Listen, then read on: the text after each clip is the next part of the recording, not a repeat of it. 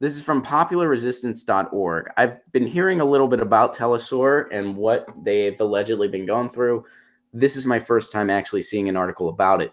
TeleSUR English's day in Facebook quote-unquote jail raises doubts about Silicon Valley hospitality. Okay.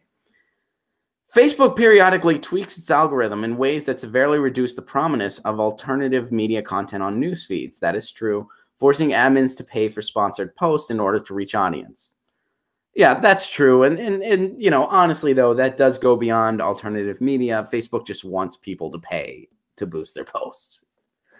So this is over in Quito, Ecuador. Facebook users who followed the Latin American news outlet TeleSUR English were confused on Tuesday when the fan page suffered a mysterious disappearance from the site that lasted nearly a full day. The page's deletion and subsequent reemergence raised questions about potential censorship by the California-based social networking giant, which has previously acted at the behest of repressive governments and faces pressures from U.S. officials and traditional media to crack down on so-called fake news. What's up, Marcus? Good to see you.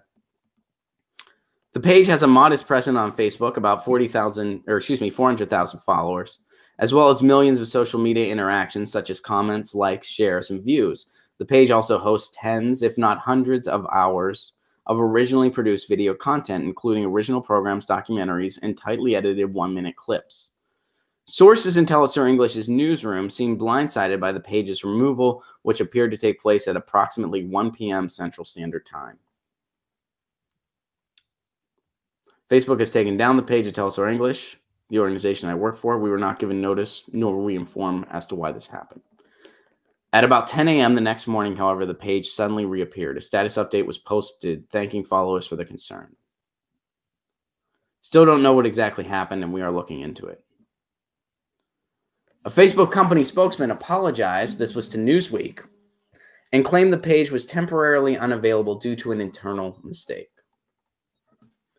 What could that internal mistake have been, and how did it happen? I have a lot of colleagues in independent media that have been complaining they're getting way less views on Facebook. They're getting way less prominence on Facebook. And the question we need to ask ourselves, do we want Silicon Valley determining what is and isn't free speech? And, you know, I get it. People can just share anything on Facebook, and there's a lot of, you know, propaganda out there. There's a lot of fake news out there. But allowing Facebook that oversight and that overreach could lead to stuff like stifling voices that aren't fake news, that aren't propaganda, but maybe just aren't parroting the narrative that the corporatocracy wants to be parroted. I'm talking about organizations like TeleSUR English. I'm talking about organizations like RT and RT America. Even places like Democracy Now! Even places like the Jimmy Dore Show. Jesse points out there's a solution to that problem, teaching research. Yes. I think media literacy needs, and this is kind of like a related parallel, but media literacy should be taught in high schools. It should totally be taught in high schools and in college. So yeah, I mean, this is one of those things. The solution is people need to police. People need to be critical thinkers. People need to, the idea of Silicon Valley determining what is free speech, that is a slippery slope. That's a big slippery slope, especially since they have their own special interest. Hey guys, thanks for watching. That was a clip from Get Your News On with Ron, the world's first viewer-curated streaming news show.